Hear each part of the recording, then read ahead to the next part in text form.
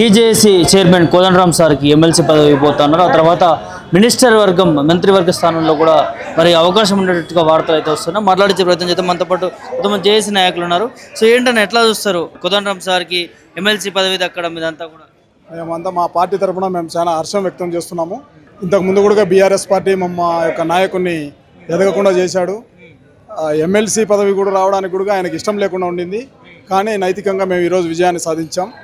మా సార్కు దీని తర్వాత కూడా ఎడ్యుకేషన్ మినిస్టర్ ఇస్తే ఇంకా చాలా తెలంగాణ ప్రజలకు ఆదర్శవంతంగా విద్యా వ్యవస్థలో చాలా సమూలమైనటువంటి మార్పులు చేసి విద్యా వ్యవస్థలోనే దేశంలోనే నెంబర్ 1గా తీర్చిదిద్దుతాడని మా సారు మాకు గట్టి నమ్మకం ఉన్నది. ఎట్లా చూడొచ్చు, గతంలో బీఆర్ఎస్ పార్టీ అడ్డుకున్నది కోదండరాం సార్ని. ఒక ఉద్యమకారుడు, తెలంగాణ ఉద్యమంలో కీలకంగా పనిచేశాడు. అట్లాంటి నాయకుడిని ఎమ్మెల్సీ పదవి విషయంలో అడ్డుకునే ప్రయత్నం చేశారు.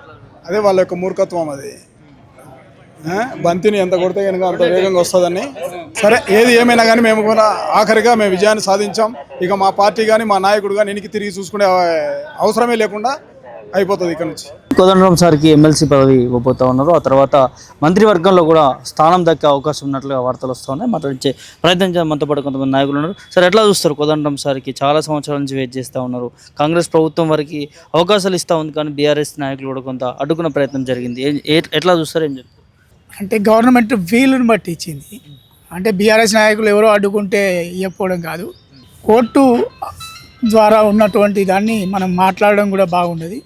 కోర్టు అయిపోయిన తర్వాత గవర్నమెంట్ దక్కవలసినటువంటి గౌరవం దక్కింది కోదండరాం గారికి.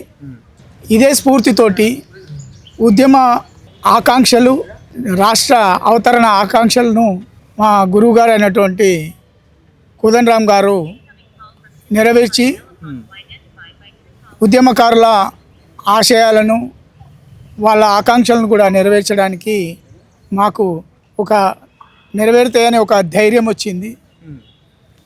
చట్టసభలలో కోదండరాం గారు ఉద్యమ ఆకాంక్షల గురించి మాట్లాడే అవకాశం వచ్చింది.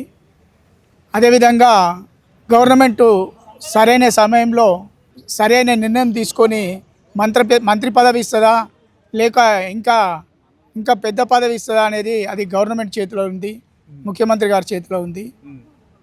వాళ్ళు నిర్ణయించుకోవాల్సినటువంటి అవసరము. ఎందుకంటే కోదండరాం సారు లేకపోతే ఉద్యమం లేదు, తెలంగాణ రాష్ట్ర అవతరణ లేదు. దాన్ని ఆ తెలంగాణ రాష్ట్ర అవతరణను హైజాక్ చేసినటువంటి గత ప్రభుత్వం ఇప్పుడున్న ప్రభుత్వానికి చాలా వ్యత్యాసం ఉంది. ఒక్కొక్కటి ఉద్యమ ఆకాంక్షలు నెరవేరుతున్నాయి అనిపిస్తుంది. నిన్న జరిగినటువంటి ఆర్టీసీ సమ్మె విజయవంతమైంది. ఏదో ఒక చిన్న పొరపాటు జరిగింది, అదే తొందరపాటు.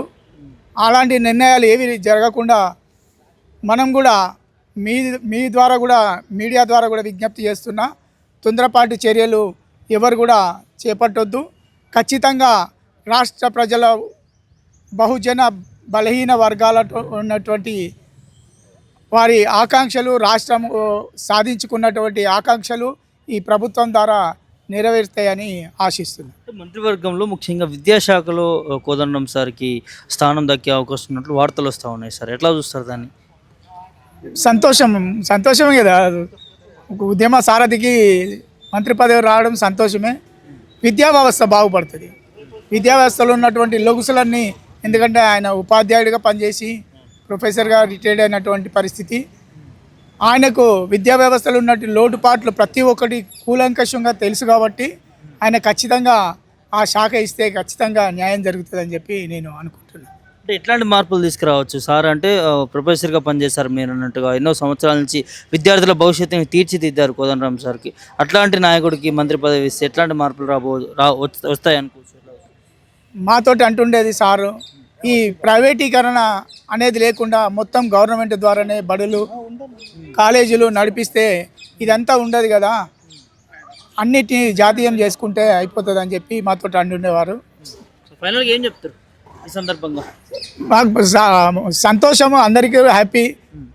దళిత పేద బలహీన వర్గాలందరికీ సంతోషం. కోదండరాం సార్కి మంత్రి పదవి వస్తే అంతకంటే పేద ప్రజలు ఆశించేది ఇంకేం లేదు ఈ గవర్నమెంట్. అంటే ఇది ఓవరాల్గా కోదండరాం సార్కి మంత్రి పదవి దక్కితే ఖచ్చితంగా విద్యా వ్యవస్థలో కొన్ని మార్పులు చేస్తారు కీలకంగా. ఎందుకంటే ఆ సార్ ఏదైతే విద్యా దాంట్లో కూడా లెక్చరర్గా పనిచేశారు, ప్రొఫెసర్గా పనిచేశారు, చాలా సేవలు అందించారు. కాబట్టి ఖచ్చితంగా వారికి మంత్రి పదవి ఇస్తే ఆ శాఖకి న్యాయం చేస్తారనేది వారి టీజేఎస్సీ నాయకులు మాట్లాడుతున్న సందర్భంగా కనిపిస్తాను. విడుదలలో సల్మాన్ రావుతో ప్రభాకర్ పటేల్ మీడియా అసెంబ్లీ నుంచి.